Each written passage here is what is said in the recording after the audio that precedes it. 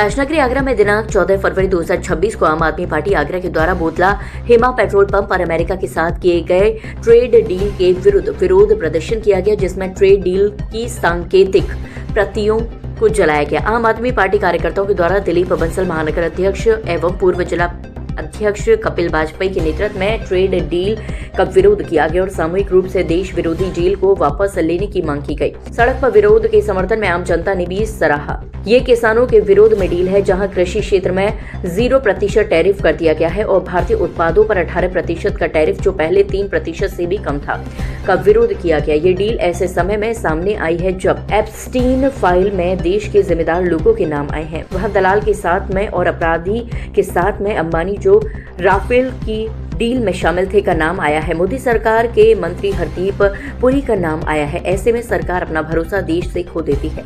इसी संदर्भ का ज्ञापन महामहिम राष्ट्रपति जी के नाम सौंपा गया, जिसकी प्रति भी संलग्न है। प्रदेश की तरफ से ज्ञापन लेने नायब तहसीलदार सदर विमल कुमार उपस्थित रहे, जिन्हें ये ज्ञापन दिया गया। आज के कार्यक्रम में प्रमुख रूप से दिलीप बंसल, कपिल वाजपेयी, ऋतिक सिंह, सपना गुप्ता, कृष्ण गोपाल उपाध्याय, रवि गोयल, ताजुद्दीन आदि प्रमुख रूप से उपस्थित रहे। ट्रेड डील के नाम पर देश को गुलाम बनाने की साजिश ये सरकार कर रही है।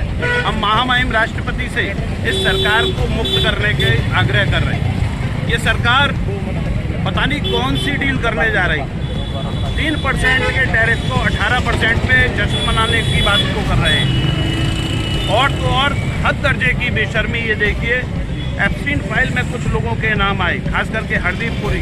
वो आके प्रेस कॉन्फ्रेंस करते हैं, हाँ 2-3 बार गया था, 2-3 बार तेरे चाचा के लल्लू की शादी थी तो गया था, देश को बेचने गया था, दलाली करने गया था, और दलालों के पास तेरे को बैठने की जरूरत क्या पड़ गई? तू इस्तीफा क्यों नहीं दे रहा? देश के ऊपर कलंक के तौर पर ये हरदीप पुरी जैसे लोग हैं। अंबानी, अडानी का नाम कोर्ट में आता है, कोर्ट के सम्मन आते हैं, 18 महीने 16 महीने से वो सम्मन दबा के रखे जा रहे हैं। भाई उन सम्मन के आधार पे उसको पकड़ के जेल में क्यों नहीं करते? धोखा देने वाली ये सरकार, किसान को धोखा देने वाली, व्यापारियों को धोखा देने वाली सरकार। 3% का टैरिफ था, उसको बढ़ाकर इन्होंने 18% का करा लिया और अब नाच रहे। दूसरे देशों में जाकर मुजरा किया गया। बच्चों के संग अनहोनी करने वालों के संग इनके संबंध हैं। ऐसी घिनौनी हरकतें करने वालों के संग जो संबंध है, ये बहुत गलत है और हम इसका विरोध करते हैं। आज हालात ये हो गए हैं कि हर चौराहे, हर जगह पर सिर्फ धर्म और जाति के नाम पर लड़ रहे हैं और सरकार ये सोचती है कि इनको आपस में लड़वा दो और पीछे के डोर से आप किसी भी तरह के समझौते कर लो, किसी भी तरह से देश को बेच लो। लोगों को पता तो चलेगा नहीं और लोगों को पता नहीं चलेगा, इसलिए अपना फायदा करते रहो और सिर्फ अपने फायदे के लिए आप किसी का भी नुकसान, किसी को भी किसी भी जगह तक ले जाओ, किसी को क्या फर्क पड़ेगा। लेकिन सरकार ये भूल जाती है कि विपक्ष धीरे धीरे, शुरुआत में तो भले ही धीमा था, लेकिन अब विपक्ष धीरे धीरे मजबूत होता जा रहा है और विपक्ष की ताकत आज नरेंद्र मोदी की सरकार के बराबर खड़ी हुई है।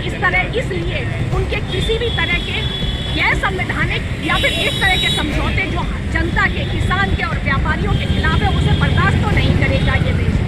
सिर्फ धन के नाम पे लड़वा के आप व्यापारियों को, किसानों को सड़क पर ले आए, आप उनको एजुकेशन दे